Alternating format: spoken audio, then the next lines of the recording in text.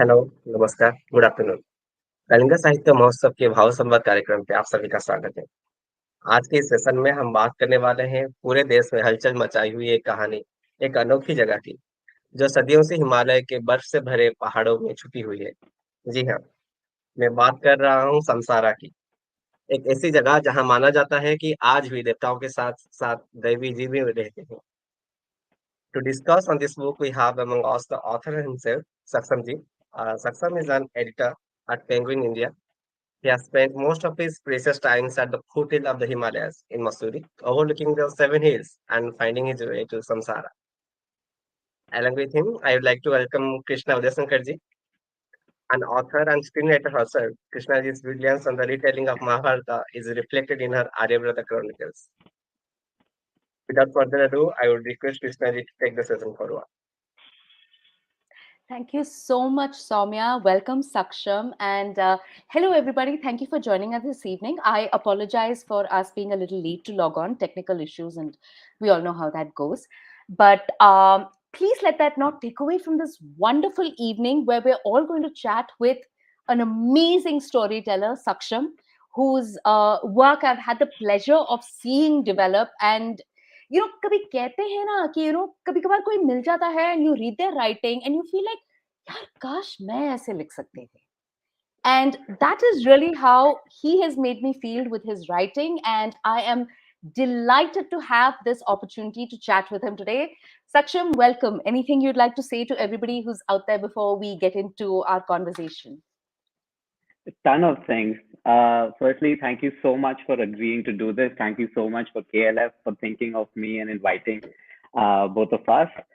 But that was high praise, Krishna. I sort of got, I was ready to go and, sort of start off the session with something very similar about your writing and how The Cowherd Prince, which is the prequel to the Aryavarta Chronicles, the book that I had the great honor to work on, inspired me heavily, and the writing in itself. And me and my friends have discussed what all you've done in the field and just the amazing trilogy that is the Aryavarta Chronicles. So if there are any readers here of Samsara that for whatever reason haven't had a chance to check out Govinda, which is the first book in the Aryavarta Chronicles, uh, know that that is a book that's heavily inspired Samsara itself, and please do check it out. I hold Krishna in the highest regard, and I was talking to one of my friends, and I asked him, "You think I can ask Krishna the Shankar to try and come for this KLF session that I'm doing?" And he's like, "Yeah, why not try?" And I texted you, and you instantly sort of agreed, and it was amazing. So thank you so much, and thank you to everyone who joined as well. Yes.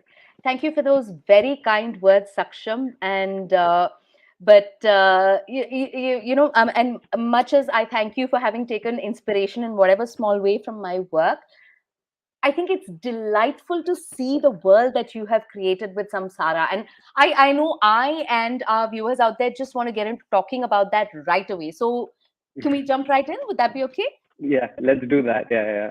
Yeah. So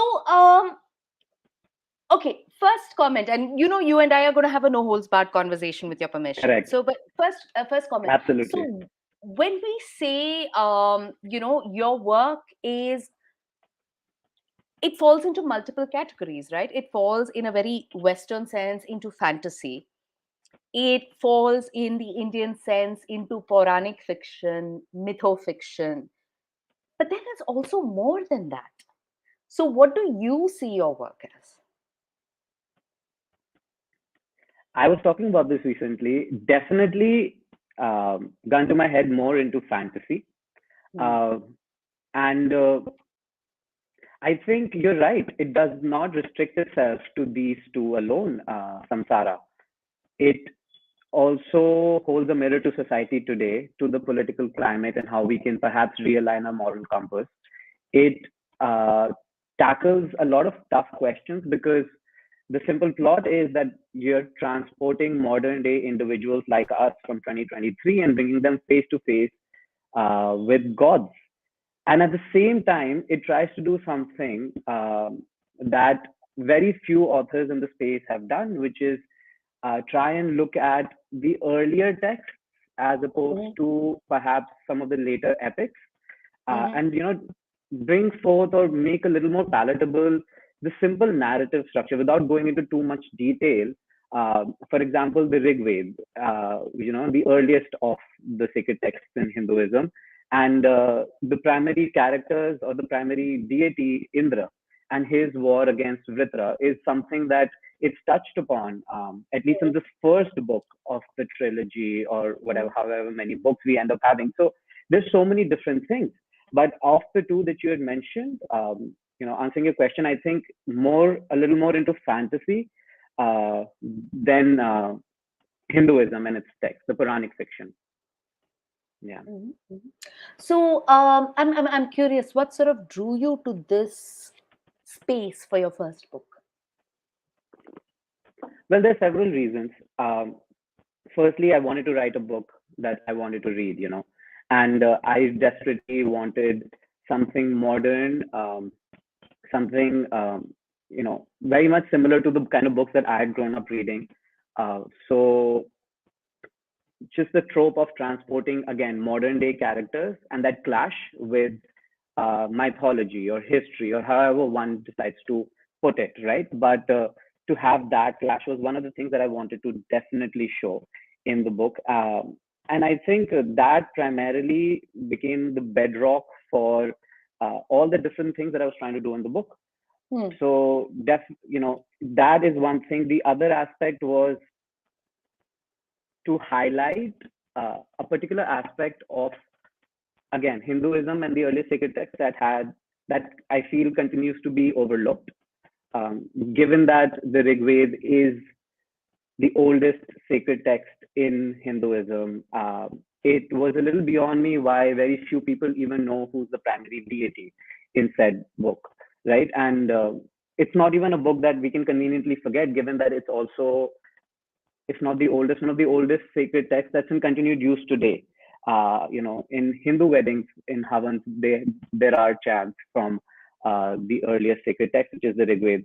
But given that the topic here today is the world of Samsara, which is Vanyasa, right?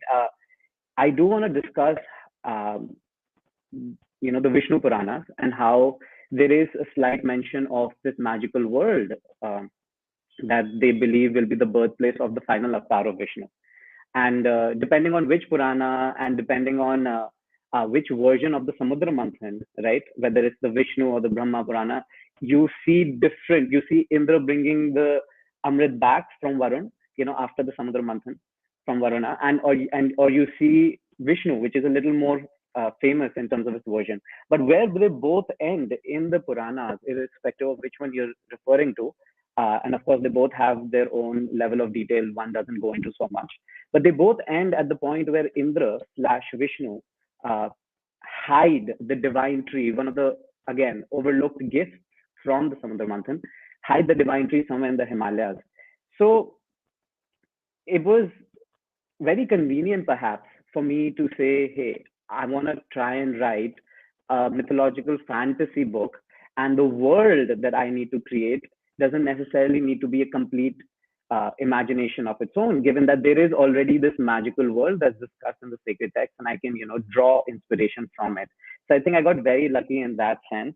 But to answer, what you had asked, what it is that I was primarily trying to do, I think I was trying to bring about a fantasy book in a market that is perhaps done a lot of retelling, and that was the primary aim, and therefore it was a little difficult even talking from the perspective of perhaps the whole journey of getting published, because I was consistently told that the industry does rely upon case studies, what has worked, what doesn't work.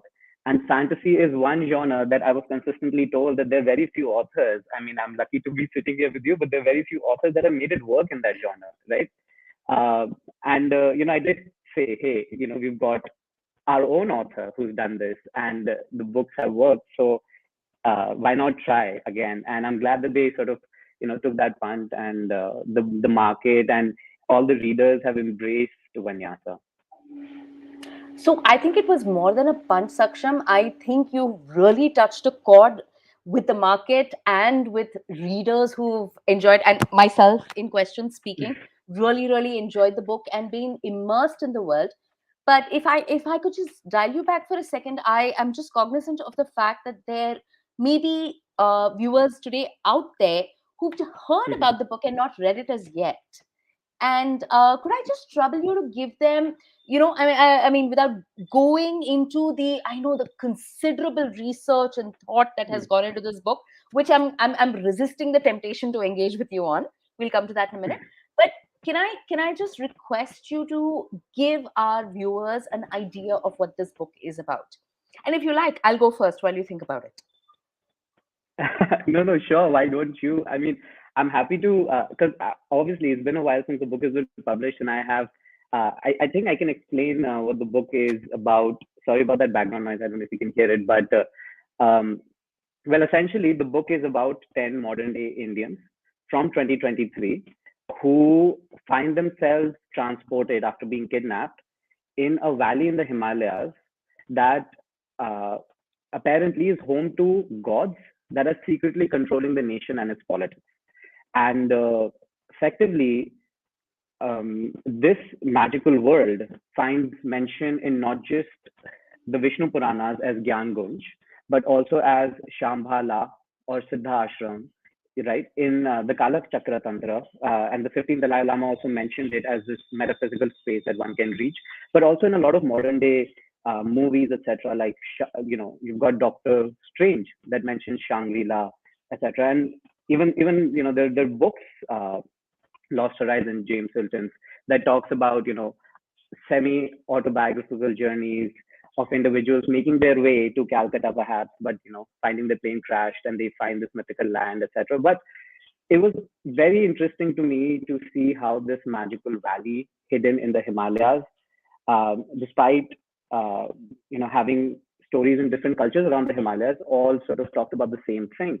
And it made me question whether or not the fact that it's mentioned in so many different locations makes it a little more believable than any other fictional place that we've ever conceived. So I sort of club these together, and through the lens of these modern day characters that suddenly find themselves, with their phones, glasses, smartwatches, face to face with gods, I try and tackle a lot of tough questions. And more importantly, once these individuals reach there, they realize that they only have a year to prepare for a very treacherous journey that few return from. And not only that, they must learn the ancient yogic art of Atma Yoga, and how each one sort of learns this yogic art, which is derived from meditation. So if you're into that, you'll definitely like the magic system in the book. And eventually, just encountering things that even the most modern, free thinking of them could not have, imagined. So the book has a ton of twists later, etc. And yeah, I think it's for anyone who likes thriller, who likes fantasy, who likes mythology, and more importantly, who likes good twists and trying to see if they can decipher them before they reveal themselves. Thank you for But I'm sure you sharing can that. do it. No, No, but please don't. with your permission, can I just be a fangirl for a moment and tell our audience out there what the book meant to me and how Yes, it made me please. feel? So, to me, this is a book that is so क्या कहते हैं, hard hitting, because it has that mix of modern reality and a strong cultural background that is, I think, something that many of us have grown up with and sort of hold, and we're always struggling to manage these parts of ourselves and reconcile what all that means. And to me, this Hmm. book was entirely, I mean, it was so strongly about these lead characters, the protagonists, their reconciliation, which is not submission, which is not conquest. It is literally reconciliation. It is meaning making and reconciliation. And for that reason, and I know I'm sounding very abstract out here, but for that reason, it was personally a very, very a book that spoke to my heart. It was also an amazing ride. So if you're out there, you're listening to me, and you're like, "Ye kya bak rahi hai?" Never mind. Let me just say, it was amazingly, in the sense of, I was like, "Yaar, ये तो होना था, Indian Harry Potter किसी को बनाना ही था, and इन्होंने बना दिया, बस, end of matter. So please, Right. I mean, if you're out there listening to no, this and you haven't yet read Samsara, now is the time. Sorry, Saksham, you were thank you saying. so much. No, no, no. I mean, this is why you're you, because so many readers have read it. So many readers have given me their understanding of what they liked about it. I mean, this is a book that I have spent so long trying to create, and I have, but just the way that you put it, right? The reconciliation of what these characters feel is perhaps, these are words that I had in my mind. I just never sort of come up with them. So thank you so much for saying that. Thank you so much for, I mean, if you're watching, you know that Krishna De Shankar is the legend who so kindly compared and sort of said this book is, India's answer to Harry Potter. And Krishna, between you and me, it has done a great amount of good for the book, right? Uh, it just something as simple as that allows readers to get a taste of what the book is about, as opposed to like a longer paragraph, where I would reach out to them and try and explain to them. And it's got its positives and negatives, but even in hindsight, I'm just so glad that you felt so strongly about the book and you were kind enough to extend such a strong endorsement. And then Penguin felt, it was a great idea to put it on the cover. I'm just glad that all of these things happened. Um, so, I mean, thank you so much for that wonderful introduction of the book. And I'm certain that any watchers right now who haven't read the book will be inclined to pick it up now. I truly hope so, but Saksham, warning you, अगर आपने एक और बार thank you बोला, तो people are going to think you're paying me to do this, huh? And I will want to get paid then. Yeah, Just kidding, sure. bro. Just kidding. But yeah, so I wanted to ask you, one writer to another. I'm sorry, did I lose your video or have they just flashed No, the? no, no. I'm sure it's gonna come back to our faces. Okay, I'm just gonna keep talking. Yeah, okay, now Yeah. we're back. Um, one writer to another, I wanted to ask you, what was it like living with these characters for so long? And they're like different, and if I may use the word, adamant in their own ways. They have like Mm-hmm. strong personalities. Mm-hmm. And so, what was that like? Being with these characters, giving words to their life and actions. Hmm.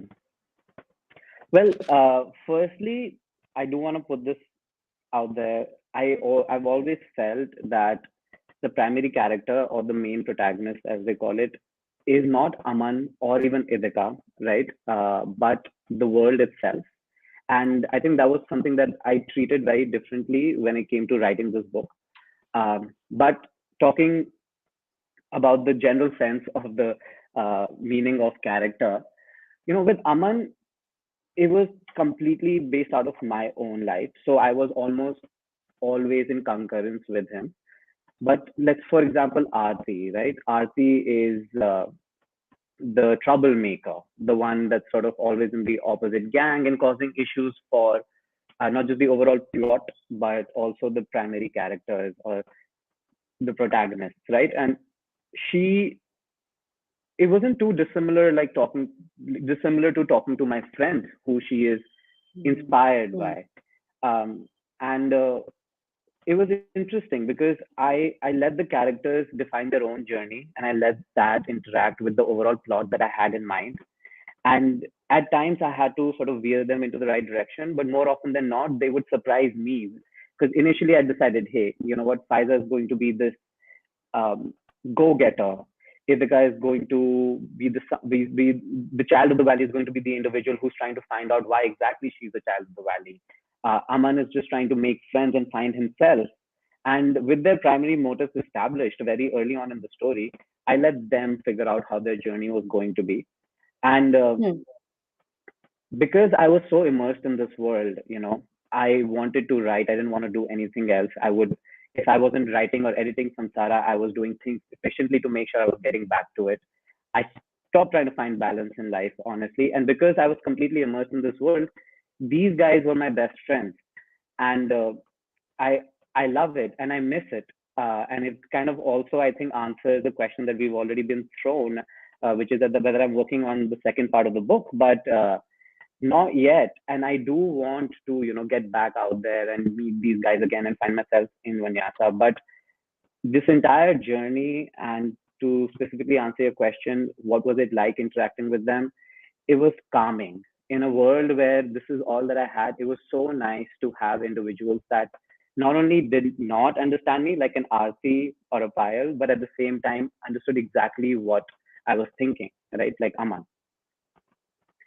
No, thank you for sharing that. I know that was a little, that was personal. And I thank you so much for sharing that with me Mm-hmm. and with our viewers out there. And just want to say I completely resonate, and yeah, sometimes it feels like these characters are more real than the world we're in at times. And I hear you on that. But on that note, I also want to come back to something I said we'd pick up earlier, which is let's talk about the world itself and the amount of research that has gone into this world. So Right. uh, so I'm not going to ask you the cliched question of did you have to do a lot of research, because I think it's very obvious you had to do a hell of a Yeah. lot of research, and that is so Right. admirable. I think the question that's on my mind is, when it comes to this sort of a world, we have so many reference points and so many texts and so many stories that Correct. give us multiple views of a narrative. How did you sort of Absolutely. figure out your world in the Hmm. midst of all these multiple narratives? I love that question. I really do. And I do want to come to it. I want to talk about both Sukumari Bhattacharya ji and Wendy Doniger and Vishnu Puranas and all of that and how I sort of got the seed. But before I do that, I have to ask you about Govinda Shori because you brought the concept, you brought up characters, right? No, I mean, it's so important. I love Govinda Shori, right? And he always has a plan. So what is your approach and how, if at all, similar is Govinda Shori, your protagonist, to you as a person? Well, thank you for asking that. I mean, and okay, viewers, I promise I'll keep this very, very short because I know you're here to hear about Samsara. But yeah, so there's this guy called Govinda Shori, known by the name of Cowherd Prince and many other titles, and he's a bit of a crazy character who always has a plan, as Saksham just said. And I think not just him, all my characters, and you've been through the journey of so many of them, Saksham, whether it was Professor Bharadwaj or whether it was Prithvi and so Absolutely. many others. I think you've been through all their journeys. They are okay. This sounds weird, but I could swear that sometimes these are people who slap me awake in the middle of the night and saying, "What are you doing sleeping?" instead of telling my story. That is how real they feel to me. And I actually wake up Hmm. and clamber out of bed in like my pajamas and messy bed hair, and I'm like tap tap tap tap tap, because that is what they feel like. I think they are larger than life, and like you, I mean, I can relate completely to the idea that, and coming particularly to Govinda, I think Govinda is whom I wish I could be. I wish all of us could be in terms of both compassion and courage.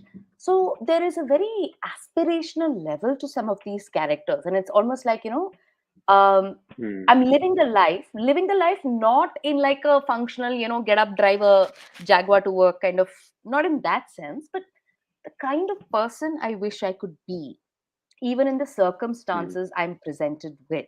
And I think that is what spoke to me a lot about your book, in terms of there are there is this larger concept of the choices we make as people, which is the choices your protagonists make, the journey they go Hmm. through. Hmm. And there are real world problems. There is, for lack of a better term, ancient world wisdom.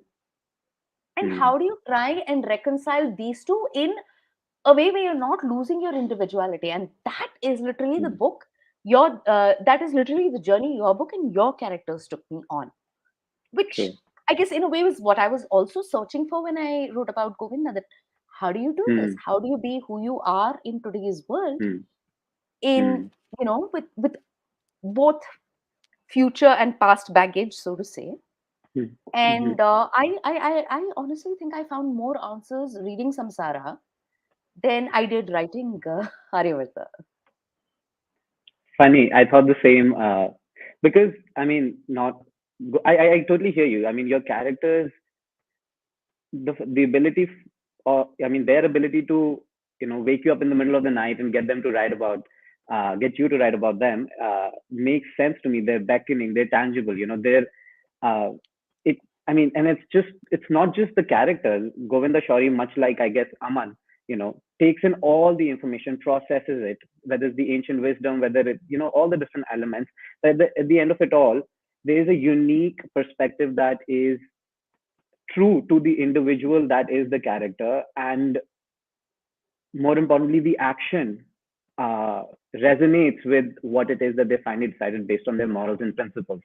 And I think when I was editing The Cowherd Prince, Hmm. just to clarify to everyone, Krishna Shankar has written not just the Aravata Chronicles, which is the three books, uh, yeah, Govinda, Kurukshetra, Kaurava, Govinda, Kaurava, Kurukshetra, in that order. The Cowherd Prince, which is the prequel. Uh, Three, which is, I think it's a Singapore fable. You've got Immortal. No, sorry. No, no, I'm saying thank you so much for that. Oh, But okay, okay. I was confused, right? Beast as well. So, I mean, Beast, yes, amazing book. one of my Beast, I favorites, think and which we it worked comes on very close. together. Yeah, yeah. Because Beast has that, mix of modern day cosmopolitan life mixed with I mean it's sci-fi slash mythology, but it's mixed with yeah, well, the myths as well. So I mean these great books, and not only is her imagery and writing compelling, but more importantly characters and what they have to say. Just when you feel like a character is cornered and whatever is being said to him or her, he couldn't possibly have a response. There's always something witty and thought provoking that that character says, which is clearly Krishna speaking. But to coming back to your question, Krishna, how did I deal with so many different versions of stories in the Puranas Hmm. to sort of create my own world? Uh, I did realize that Hinduism and its texts are so I mean, there's so many different versions. Even the different Puranas have, their only or their unique versions of the same story. Like, for example, one that definitely um, makes up a good part of the world building here is the Samudra Manthan story and what Hmm. happens towards Hmm. the end. And like I was describing earlier, Hmm. instead of focusing on whether it's Indra or whether it's Lord Vishnu who's sort of Hmm. bringing back the gifts from Varuna, and therefore establishing this magical valley that is called Gyanbunj. I I didn't focus on the two. I didn't focus on the differences between the two, and I decided to focus solely on the overlap of the two, and to Hmm. make sure that because I don't know Sanskrit, so I wasn't necessarily able to read and get my own understanding of what was written, especially in some of the earlier texts like the Rig Veda, right? So I had to rely upon perspectives, and to make sure that I was bringing about a balanced perspective, and not only relied upon many different individuals, whether it is uh, you know much criticized Wendy Doniger, or whether it is Sukumari Bhattacharya, who is considered quite, the scholar to go to for this, and other individuals, Rishi Veds. And, I made sure that I was taking away and putting inside my book the aspects that all three or four agreed on. So therefore, to not have to worry about the aspects that uh, are necessarily different from other translators or other people and their interpretation. And another interesting thing, like I said, fantasy primarily makes up the world building here. It is at the end of the day um, a figment of my imagination. So the research wasn't necessarily always into the sacred text. It Hmm. was about simple ways of living, to have punk as opposed to a pen, to have palm leaves as opposed to simple paper, or the food that's eaten in Vanyasa, to sort of research and a lot of different things from simple descriptions, right? How is it that the matted head one sat on top of the yogini's head or whatever. All of that stuff was, yeah, I mean, I not only had to research, but also try and imagine, fit it into the overall scheme of what I was trying to show. And of course, more than anything, make sure that I was putting it in my own words that was congruent to, the style and the voice that I had in the book. So the research happened from a lot of different areas, and I think it's only the research in the research into the sacred text where I had to be a little careful, and I made sure that I took the aspects that everyone seemed to agree on, so as to not have an issue later. Lovely, lovely. So, just putting a word to our viewers out there, please drop questions if you have any in the chat or in whatever forum you are on viewing this, and we'll definitely throw them at Saksham and try to give him a difficult time, Yeah, just make him earn his coffee. But while we're waiting for your questions to come in, I still have a couple of more of them, if I may. Please. Question one: what are you most proud of about the book?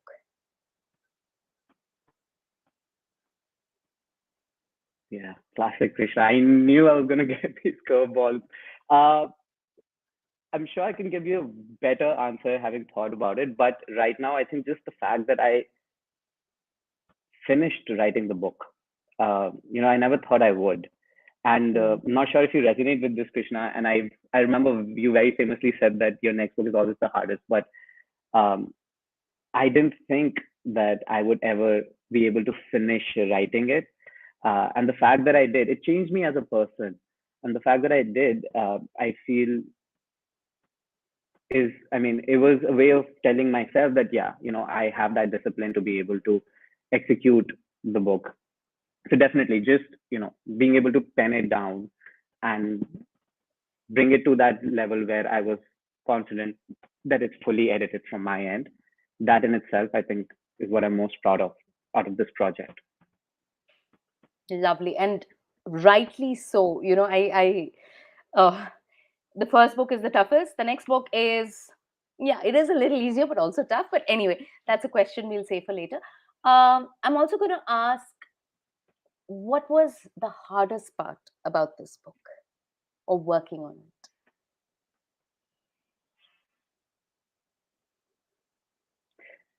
it? Definitely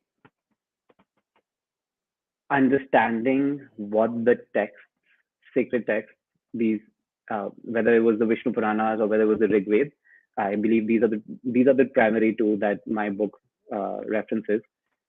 Understanding what was being said non-literally.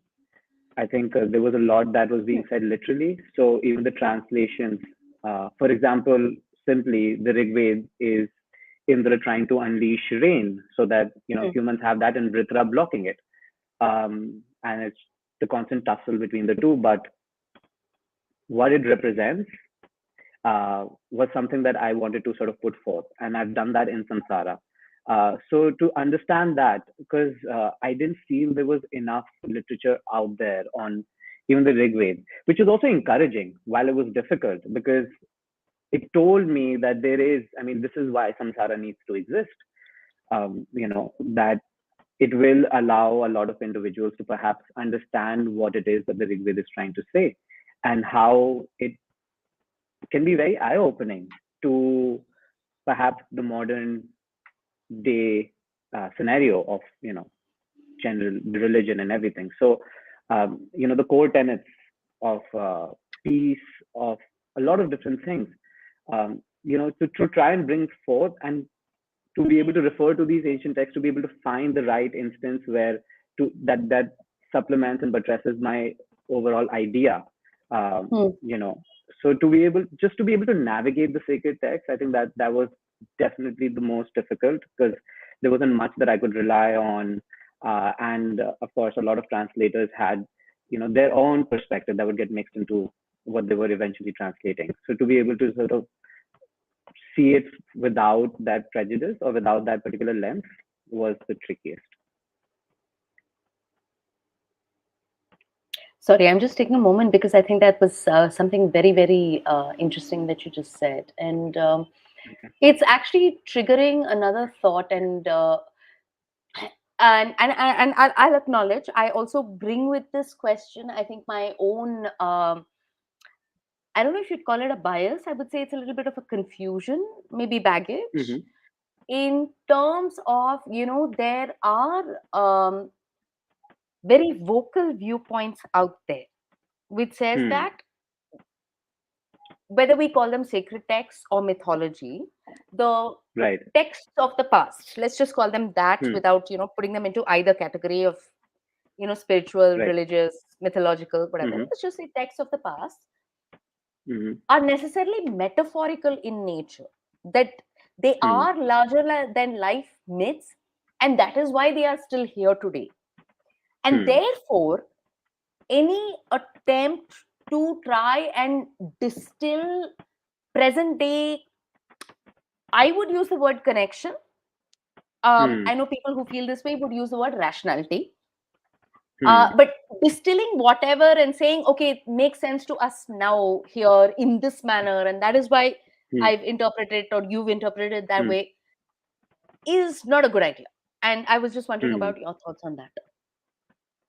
No, I completely agree in the sense that, again, not trying to get into what we should classify them as, but clearly they are larger than life, right? I mean, Indra fighting Vritra, who is the serpent size of a mountain range, uh, is perhaps myth, right? I mean, but they have been exaggerated.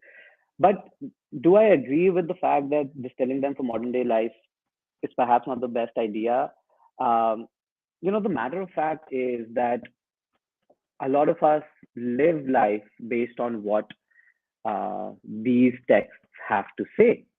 And Hmm. if by any, I mean that is what it is. So if we are to try and bring across a point from my perspective, perhaps, right, that I wanted to do, I just I I wasn't above relying on a text as a crutch and saying, hey, it's not just me, but it's also, the oldest sacred text in Hinduism that says the point that I'm trying to make. Uh, and that's the beauty of, I guess, any text, in any religion, perhaps, because they're so multifaceted. There's so many different things.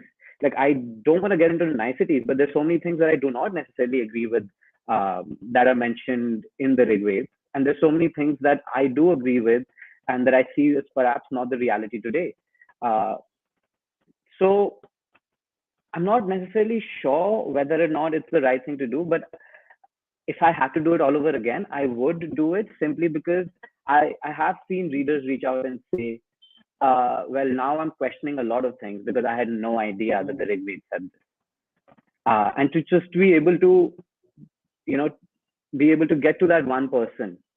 Because the entire point of the book is, that, anyone who perhaps likes the idea of God, Hinduism or otherwise, right, looks at this book, sees the tagline, Enter the Valley of the Gods, picks it up, and irrespective of what sort of lens they're going in with, my only hope is that by the time they come to the second half of the book, that they're a little more thinking. They're thinking a little more about the way that things are.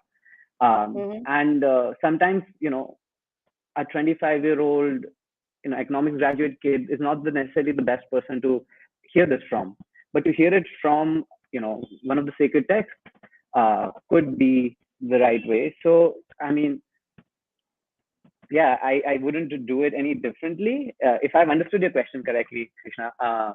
But yeah, that's primarily why I did it. No, I hear you, and thank you for sharing that personal connection with me and all of us listening out there. And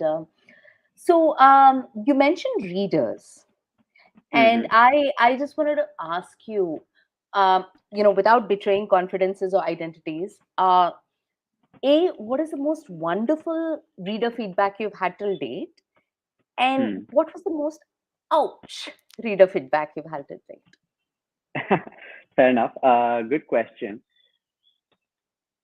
One of the best. I mean, I'm also sort of weighing it based on impact because, very honestly, over the course of the post publication period of this book, certain messages, despite being very very nice, lost that fact because I'd already heard them before. But I think 2 days after the publication of the novel, something happened that I had secretly always hoped would happen. Hmm. My Hmm. dedication page says, my dedication page in the book says to Granddad, who recently returned from Vanyasa.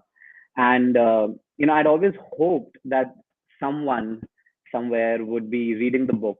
And like we often do, we'll close the book halfway through, we'll go over the packaging, we'll look at the back cover, we'll look at the back matter, the first few pages before the book starts. Maybe, spend some time checking out the map and thinking about all the things we've read.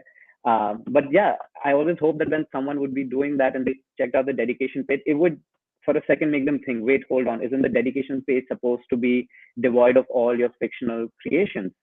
Isn't it supposed to be non-fictional? And the fact that you've said to Granddad, who recently returned from Vanyasa, a statement that perhaps makes very little sense when you're starting off the book, but halfway through it can have that impact. So to get a message or, something along the lines of that, um, halfway through that person reading was very, very impactful. So that's definitely one that moved me initially. That someone said, wait, hey, does Vanyasa exist? Because I read your dedication page. Um, and also because the book ends on a very strong note, with, like I said, there are a ton of twists. Uh, so I have received a ton of video messages of readers who are crying, who start off by saying, "Please do not post this anywhere." I just wanted to sort of take this moment to, and there are tons, and I've sort of put them away in separate boxes, never to post, but to be able to remind myself how much how I spent so much time crying writing the last third of this first novel, and it's just heartwarming to see that that emotion was extended to a few of the readers. Uh, in terms of the negative thing, the ones that hurt, it's always the ones that hurt are usually the ones that perhaps there's a bit of reality to them, right? Uh, and because in the sense that you agree with them and it makes you think. Hmm. Uh, Hmm. so I think I saw a review on Goodreads where someone had said that they were unable to go past the first third of the novel because it seemed too Percy Jackson esque. But that was actually me sort of. I it did hurt because I understand. Perhaps that's not what they were looking for. But again, I wouldn't do it any differently because my first third of the novel, part one of this book, is it's my I am sort of paying homage to Rick Riordan and perhaps the first book, and it's only the rest of the two thirds of the novel where it's clearly a story that is Indian and mine and completely divorced from any sort of inspiration. But I'm not above admitting it. I have multiple times mentioned that Aman's journey perhaps into Vanyasa is not too dissimilar from the way that Percy Jackson is waylaid or assailed by a minotaur right before he enters, just like Aman is right before he enters Vanyasa. So um, that did hurt because it made me realize that not everyone necessarily cares about seeing that Indian Percy Jackson, even if it's only for Hmm. like a few pages, but they just really want to see something perhaps unique. And it hurt a little bit because you asked me why, what hurt. It hurt me that they never really got around to seeing what is in the rest of the book. But I hope they do come back if Samsara does well. Hopefully one day they'll be spurred to, they'll be forced to check out the book again and say, wait, let me give it another shot. And I hope that day comes very soon. And I just want to say in response to your comment, I'd like to say thank you because I think this is something that I personally had almost forgotten that we as writers have enjoyed reading certain things, enjoyed playing with things in a particular way, but Hmm. sometimes it one gets so caught up in what have you done that's different, why are you saying that you forget what the joy of dreaming up Hmm. that world and Hmm. writing was about in the first place. And I just want to thank you today for making me of that. No, thank you. We are readers at heart, right? I mean, we do read before the writing, the exhaling happens. And uh, I mean, if I had been heavily inspired by individuals, like I meant it, like the Cowherd Prince and the way that twists are executed, and I was like, wait, I've got to learn this art, right? I've got to have a character that does things that he or she wants to, the way that Govinda Shori does. So similarly, like I wasn't above admitting it here, and similarly, I wasn't above admitting it in my book in actual print that Rick Riordan's first book was my entry into the fantasy world back in seventh grade when it had come out. Yeah. Lovely, lovely. So I'm just going to take a very quick moment. I know we're sort of ending the entering the later end of our session here. Just looking at a couple of the reader comments we have. Ashutosh would like to send you flower emojis, which I mean, I'm taking as his expression of appreciation of the work you've done, and There are I two. I think we think all there's plus one one each. that. Yeah, there are Thank you two. so much. So I think one from him, one from two One to from both of him, us. and Yeah. one from all of us as a plus one. Thank you so much, We Ashutosh. Yeah.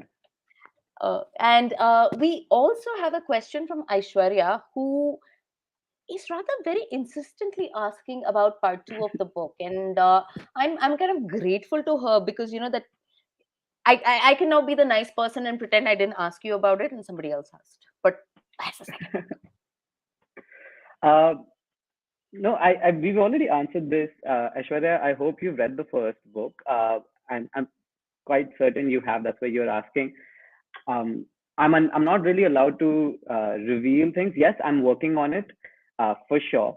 I think Krishna would agree. We're always sort of passively working on things. I won't necessarily clarify if in this case I mean passively or actively working on the book, but I am working on the second book, and I promise not to take another 10 years to write it. Thank you. I will be first in Thank line you. to say thank you for that. Great. So I think we Yeah. have a few more minutes, and Mhm. if it's all right with you, shall we end on a light but not so light note of a quick fire round? Sure. Oh no. Okay. Um, Sure. Yeah. Let's do it. if Samsara were a movie, Mm. who would you want playing the lead characters, particularly Aman? Definitely someone young. I don't know if there are many. Someone new and young. Uh, Samsara. Sorry, I'm going to take a little while to explain this, but I'm not sure if there are a lot of young male, actors that necessarily in the industry right now. I'm also not too well versed with the young ones, and just everything about Samsara represents a sense of newness to it. So I do really want someone, I want a new face to represent Aman and someone who would perhaps be associated as Aman, not just throughout the different series and the books, the movie parts that will come out following the book if it were to be turned into a movie, but even post that. So definitely someone new. Yeah. Okay, and you have some very I would I mean I don't mean to sound whatever, but as a woman and a woman writer, I have really enjoyed the balanced approach you brought to the women in your book, the girls in your book, where it's not been lip service to make them overly macho kind of Mm. thing, but Mm. they hold their own, man, and that is so amazing. And but they also have their own journey and their own challenges to come through, and I think that is so accurate. So I mean, having shared that, the fact that I love that about the characters and the way you brought them, whom are some of the female protags you'd like to see in this, or again would you want to go with fresh faces altogether? Because all of these individuals, all the 10/11 souls of Samsara are around the same age, I think the same answer applies. But yeah, I would definitely, I don't know how much liberty I'll have, but I'd definitely like to weigh in on Hidika, who's clearly, as a lot of readers have pointed out, the series protagonist. Yeah, for sure. Oh yeah, she is amazing. Interesting. Let's just all assume this is a wish we're putting out into the universe. Who would you like to helm this movie? I mean, who do you wish would make this movie? Christopher Nolan, so that he can pull off the twist the way that I need. I knew Yeah, you were yeah, going there. yeah, And yeah. I mean, plus it 100. was right there for sure, right? I mean, with the twist, I've been heavily inspired by not just the twist that he's done in movies, but yeah, I think the twists are definitely something that I care about a lot, something that I'm focusing on even in the second part of this book. And uh, I mean, there are hints to these twists. I mean, on the cover in actual words, if you get a translator. Uh, but yeah, definitely Christopher Nolan, so that he could perhaps further, uh, make better these twists. Awesome. Okay, next rapid fire question. If Saksham Garg weren't a writer, what or who would he be? I would probably be an aspiring writer, trying to somehow get published because this is something that I'm obsessed about. It's tough for me to imagine a world where I'm not writing or being, in this world that is Vanyasa. Um, so for sure, an aspiring writer is who I would be if I wasn't a writer just yet. Uh, and I do want to sort of slip in the information that I've always wanted to be a football player. And although a horrendous football injury did kickstart this journey to a degree, the writing journey, perhaps if that had not happened, I would have continued that pursuit. Lovely. Lovely. Final quick fire, rapid fire question asked in the interest of all the many fans out there who would like to express their thanks to you in various ways. What is your favorite dessert? Favorite dessert is moong ki dal ka halwa, for sure. I'm not a dessert person, funnily, but that this is my weakness for sure. Uh, so I mean, whenever someone says dessert or says there is dessert here, I always ask them, I mean, if they have moong ki dal halwa, because that's the only thing that I like, for sure. But can That's I ask you, lovely. what's your favorite dessert, Krishna? I'm just Um, curious. I am a sucker for anything chocolate. Hmm. Hmm. I mean, No, for sure. chocolate, chocolate, I mean, and if someone were to chocolate. And Death by Chocolate. Corner House Death by Death Chocolate by is like. chocolate. Yeah, yeah. Sorry, you were No, saying. no. No, I'm just saying I completely agree. For birthday cake, I always want a chocolate cake.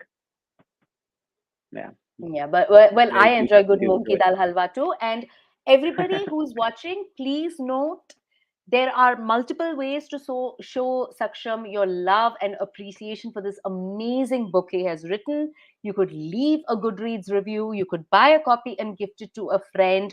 You could leave reviews on Amazon or any other fora you are on. You could also send him moong dal ki halwa. Yeah, yeah, But that's true. go just buy more copies of the book. I think that might make him happier than the halwa. True, true, for sure. So great. So, Saksham, we're almost out of time, and I personally would love, with your permission, if we could walk away from this evening with a little piece of samsara in our hearts and minds. So, can I just ask you what might be a favorite phrase or a paragraph from this book for you? And if you'd Mm, be kind enough to read it for us. oh wow, yeah, sure. There, there's no two thoughts about this.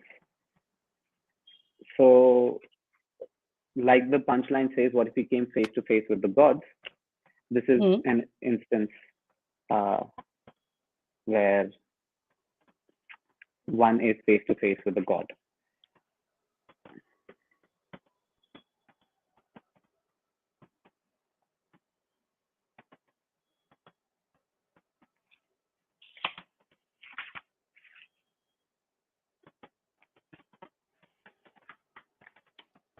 All right. Hmm. Okay. So this is page 271 of the book. I should not be giving away any spoilers, so I'll try and work around that. But Lord Indra, the king of the gods, is talking to the protagonist, Aman. And Lord Indra says, but over the 4,000 years of our existence, no matter how much the gods tried, and we were unable to rid the plains of evil and suffering. And so it festered. We sat, we sat helpless as sin spread to vast corners of the plains. Mortals, instead of being self reliant, held us accountable for their actions. The belief became superficial. Faith that was once pure and unsullied started being misused, and we were the tools. People were whipped into submission using religion. The rhetoric of discipline and servitude was deceitfully switched with insecurity and division, and the tables fully turned when gods were no longer defending mortals. Instead, mortals defended us and fought amongst each other for it. But over a decade ago, the plains reached a tipping point. The idea of us, of religion, started to enable more killing than salvation. Civil laws were no longer free from religious bias, and the state was always meant to be accommodating of other beliefs, but that too stopped. So, as king of the gods, father of the mortals, I had to act, get closer to our cornerstone objective and rid the world of evil. I did what had to be done. And the next line sort of explains what he did. But I think that's a great place for me to stop. You're on mute. Krishna, you're on mute, but thank you so much. Sorry, but no, let's just say I was shocked into silence by how awesome that was. But thank you so much for reading that. And I think that's such a powerful thought, Saksham, that, that I personally love that line about, about mortals fighting for the gods. And, it's such a contrast, right? Gods are fighting for mortals. There's such a moral basis to it. And when mortals are fighting for gods, we all know what that looks like. And right. It feels very different. Yeah, I completely agree with you. I don't have any power to be able to defend Lord Indra. I mean, he can defend himself, right? So why should I be trying to defend God? The opposite. So I mean, I just wanted to put that across. And it is this particular pill, Krishna, that I'm trying to sort of deliver through, that larger overall sugar coating that is, the narrative and the jokes and the sadness and all the tears, etc. But yeah, I think in a nutshell, the book can be boiled down to 3 pages that I sort of gave us a glimpse of right now. Friends, that was Saksham Garg with his amazing book Samsara, an invitation to enter the valley of the gods and meet them face to face and figure out what being human is all about, and many other things which, well, I shall leave you to discover. Saksham, before we log off, is there anything you'd like to say to the people out there, to all those who have read your book, those who are yet to read your book, but all to be your fans sooner or later, no doubt?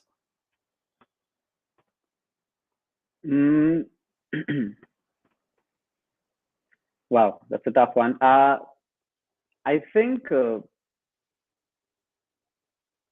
I found myself through this book to a large degree, and I learned that, and it's not just something that extends itself to writing, but I found that my best ideas were ones that I had overlooked, thought as trivial, and definitely ones that I had years ago, perhaps as a child. So believe in the power of those, and in good time, they will come find you as long as you're open to them. And because this book is part of a larger series, I hope to see you all again in Manyata.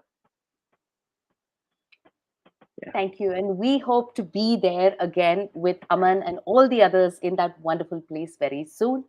Thank you all for joining us today. I just want to also just thank you who have spent time to be here with us. Also, a big thanks to Kalinga Lit Fest for having both me, Saksham, and I here today in this conversation. And it's been a wonderful time chatting with you, Saksham. Thank you so much, and all the best for Samsara. Thank you so much. You were amazing as usual. Thanks, Kalinga Lit Fest and Aishwarya, Ashutosh, and all those who are watching. Thank you so much, Krishna, for making this conversation so much fun. I really do mean it. And I'm sure those watching loved it. Have a great Sunday. Yeah. Great time, everyone. Good night. Bye.